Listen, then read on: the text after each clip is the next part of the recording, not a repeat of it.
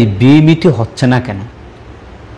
BMET 1 মাস 2 মাস 3 মাস হয়ে গেছে, BMET হচ্ছে না, বা আমার পেন্ডিং দেখাচ্ছে, বা আমার পেমেন্ট করছে না। এখন কি করতে পারি? ভাই, আমার বিএমইটির জন্য আবেদন করছে কিনা সেটা আমি কিভাবে জানবো? বা আদৌ বিএমইটি হচ্ছে কিনা সেটা আমি কিভাবে জানবো? এই তথ্যগুলো জানার জন্য হাজার হাজার নতুন প্রবাসী ভাই নক দিচ্ছেন। আমি চেষ্টা করব আপনাদেরকে সেই তথ্যগুলো আপনাদের মাঝে শেয়ার করার জন্য।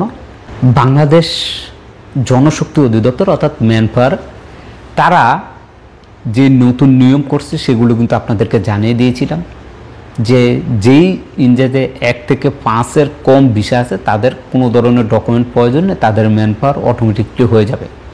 এবং যে ইন্ডিয়াতে 5-এর অধিক আছে অর্থাৎ গ্রুপ ভিসা বলেন, সেই ভিসাগুলোর জন্য যেটা করতে হবে সেটা হচ্ছে আপনার যে মালিকের কাছ থেকে ভিসাটা নেওয়া হয়েছে বা যে কোম্পানির কাছ থেকে ভিসা নেওয়া হয়েছে সেই কোম্পানি বা সেই মালিকের পক্ষ থেকে আপনার যেই চুক্তিপত্র আছে সেটাকে চেম্বার অফ কমার্স করে সত্যায়িত করে সেই পেপারটা যদি নিয়ে আসে সেক্ষেত্রে আপনার ম্যানপাওয়ার হয়ে যাবে।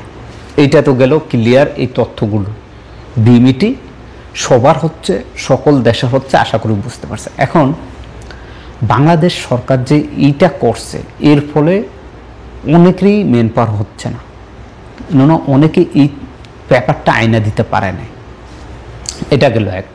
এখন এটা করে আমাদের লাভটা কি দেখেন, আমাদের হাজার হাজার প্রবাসী ভাই আছেন যারা সৌদিতে আসার পর 1 মাস পরে অবৈধ হয়ে যান, মামলায় জর্জরিত হয়ে যান, মাসকে মাস কাজ করেন কিন্তু মালিকের কাছ থেকে বেতন পান না, বোনাস পান না, দেশে আসার টিকিট দেয় না, বিভিন্ন ধরনের সমস্যার জর্জরিত আমাদের প্রবাসীরা, যার কারণে সরকারের পক্ষ থেকে এই উদ্যোগটা নিয়েছে আপনাদের হেল্প করার জন্য। এখন কথা হচ্ছে গিয়ে এই উদ্যোগটা যে নিয়েছে এটা নেয়ার পরও কি আদৌ কোনো প্রবাসী ভাই শান্তিতে আছে? নতুন আসার পরে হুড়ুপ খাচ্ছে, নতুন আসার পরেই তার মালিক তাকে এক্সিট মেরে দিচ্ছে বা বলক হুড়ুপ মেরে দিচ্ছে, টার্মিনেট করে দিচ্ছে। এই যে সমস্যাগুলো হচ্ছে এটাকে আদৌ আমাদের বাংলাদেশ সরকার কিছু করতে পারছে? কিচ্ছু করতে পারে না। বালটাও শিখতে পারেন একবারে বাংলা কথা যেটা বলতে পারেন। আজকে আপনি নেপালের দিকে দেখেন, নেপাল থেকে যখন একজন কর্মী এই দেশে নিয়ে আসা হয় তখন তাদের সরকার টু সরকার একটি চুক্তি আছে, যে চুক্তির ফলে কিছুই করতে পারেন। তারা আসে 50 থেকে 60 হাজার টাকায় তাদের দেশের খরচ করে আসার পর তারা এখানে কাজ করবে। তাদের সাথে যেই চুক্তি থাকে, যে কোম্পানি বা যে মালিক একজন নেপালিকে আনবে, সে যদি 2 বছরের চুক্তি করে এই 2 বছর কমপ্লিটলি তাকে কাজে রাখতে হবে, কাজ করাতে হবে। যদি সেই কোম্পানি বা মালিক তাকে 2 বছর না রাখতে চায়, 1 বছর পরে তাকে দেশে পাঠিয়ে দিতে চায় বা এক্সিট দিতে চায়, সেই ক্ষেত্রে তাকে তার এই যে ভিসা দিয়ে সৌদি আরবে আনার ক্ষেত্রে যত টাকা খরচ হয়েছে সকল টাকা ওই মালিক বা ওই কোম্পানিকে দিতে হবে, দিয়ে তারপরে তাকে দেশে পাঠাতে হবে। এইরকম চুক্তি করাকরি, যার কারণে তারা কিছুই করতে পারে না। এবার আসেন ইন্ডিয়ার কথা যদি ধরেন, ইন্ডিয়ার সাথেও একটি চুক্তি আছে এই দেশের, যে তার দেশের ইন্ডিয়া থেকে যত কর্মী এই দেশে আনা হবে সকল কর্মীদের বেতন আসার পরে তাদের ইকামা, কাজ, থাকা, যাতায়াত সব কিছু একটি চুক্তির মধ্যে উল্লেখ করে রাখে। এবং এই যে আনা হয়, আনার পর যদি দেখা যাচ্ছে একটু কোম্পানি কোনো কারণে বন্ধ হয়ে গেছে, তাকে তার নিজ দেশে পাঠিয়ে দিবে। এর আগে ওই চুক্তিতে উল্লেখ আছে ইন্ডিয়ার সাথে সৌদির সাথে, যে যদি কর্মী চায় অন্য জায়গায় কপালা হতে, সেক্ষেত্রে ওই কোম্পানি তাকে কপালা দিতে হবে যদি তার কোম্পানি বন্ধ হয়ে যায়।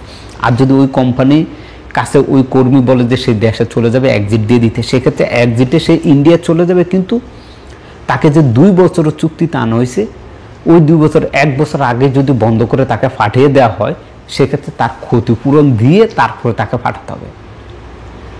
তাইলে বুঝেন তাদের আইনগুলো কত। ইন্ডিয়া থেকেও একটা লোক আসতে হলে মাত্র 70 থেকে 80 হাজার টাকা, হাইস্টে 1 লাখ টাকা খরচ করে তারা সৌদিতে আসতে পারে। এবার যে কোনো বিষয় হোক বা যে কোনো কোম্পানিতে হোক। নেপাল তারা 50 থেকে 60 হাজার টাকার মধ্যে সব কিছু কমপ্লিট করে এই দেশে আসতে পারে। আর আমরাই এরম এক জাতি যেই দেশটা ঘুষখোর সিন্ডিকেটে ভরে গেছে, আমরা আসতে লাগে 5 লাখ, 4.5 লাখ এখন বর্তমানে, আগে 5 লাখ 6 লাখ 7 লাখ এরকম করে নিয়েছে। এখনও নেয় এজেন্সিগুলো, এত টাকা খরচ করে আমাদের আসতে হয়। এরপর আসার পরও আমাদের কোনো সুরক্ষা নেই।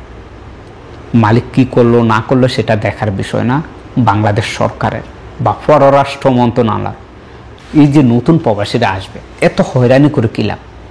আমি মানলাম তারা যে আইনগুলো করছে বা যে সিস্টেমটা করছে এটা আমাদের প্রবাসীদের জন্য ভালো। কিভাবে ভালো? এটা ভালো হচ্ছে যে যদি সরকার এর পদক্ষেপ নেয়, আপনাকে এই পদক্ষেপের এই আইনগুলো করে সব কিছু করে আপনি সৌদিতে আসছেন, আসার পর 1 মাস কাম করার পর আপনার মালিক আপনাকে হুরুপ দিয়ে দিয়েছে, এই জবাবদিহিতা কি বাংলাদেশের পক্ষ থেকে, বাংলাদেশ সরকারের পক্ষ থেকে বিএমইটি কর্মকর্তারা তারা কখনো যাচাই করছে যে একটি লোক আসার পর? শুধু আপনি না, হাজার হাজার প্রবাসী আসছে, এর আগেও যে ডিমান্ড লেটার, এই লেটার সেই লেটার নিয়েছে, অনেকে আসছে, আসার পরে তার মালিক তাকে হুরুপ দিয়ে দিয়েছে, তার মালিক তার খুরুজ দিয়ে দিয়েছে, অনেকের দেশও পাঠিয়ে দিয়েছে। আমরা ভিডিও করি, আমাদের সাথে অনেকের কথা হয়, আমরা জানি।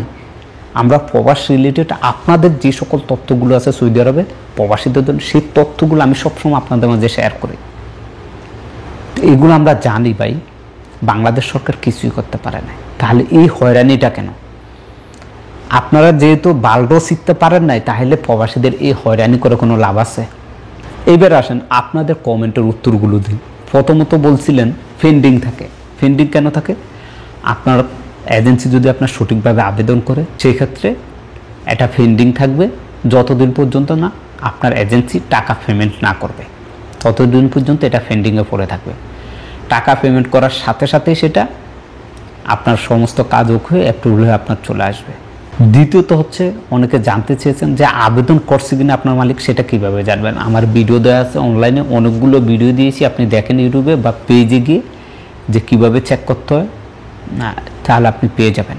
ভিডিওগুলো একবার প্রথমে আমি পিন করে রেখে দিয়েছি, 4টা পিন করা ভিডিও আছে, সেখান থেকে আপনি দেখে নিতে পারেন। এইবার আসেন কাদের এখনও আবেদন হয় না।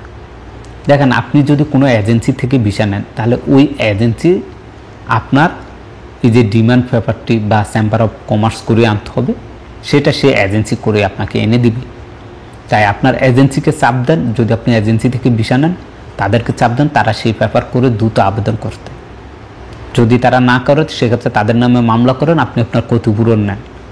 আর যদি ভিসাটা আপনার হয়ে থাকে, আপনার নিজের ভিসা বলতে আপনি কোনো আত্মীয় স্বজনের মাধ্যমে নিয়েছেন বা আপনার পাড়া প্রতিবেশী কারো কাছে বা আপনার ভাই বাবা বা আপনার অন্য আত্মীয় স্বজনের কাছ থেকে আপনি ভিসাটি নিয়েছেন, নিয়ে আপনি কোনো এজেন্সিতে দিয়েছেন, সেক্ষেত্রে সেটা এজেন্সির দোষ না, সেই দোষটা আপনার। আপনি যার মাধ্যমে ভিসা নিয়েছেন তাকে বলেন সেই মালিক থেকে সেই ভিসাটা চেম্বার অফ কমার্স করিয়ে আপনাকে আনিয়ে দিতে, দেওয়ার পর আপনি এজেন্সিকে দিলে এজেন্সি আপনার বিমিটির জন্য আবেদন করলে আপনার বিমিটি হয়ে যাবে, আপনি সৌদিতে আসতে পারবেন। এই হচ্ছে ঝামেলা, বাস আর কিছু না। এই ঝামেলাগুলো বা এই প্রবলেমগুলো যদি সমস্যার সমাধান করতে পারেন, সেক্ষেত্রে আপনি দ্রুতই বিমিটি পাবেন ইনশাল্লাহ, এবং বিমিটি নিয়ে আপনি সৌদি আরবে আসতে পারবেন। বিমিটি চালু আছে সকল দেশের জন্য, হচ্ছে শুধুমাত্র এগুলোর জন্যই এজেন্সি গড়িমসি করে।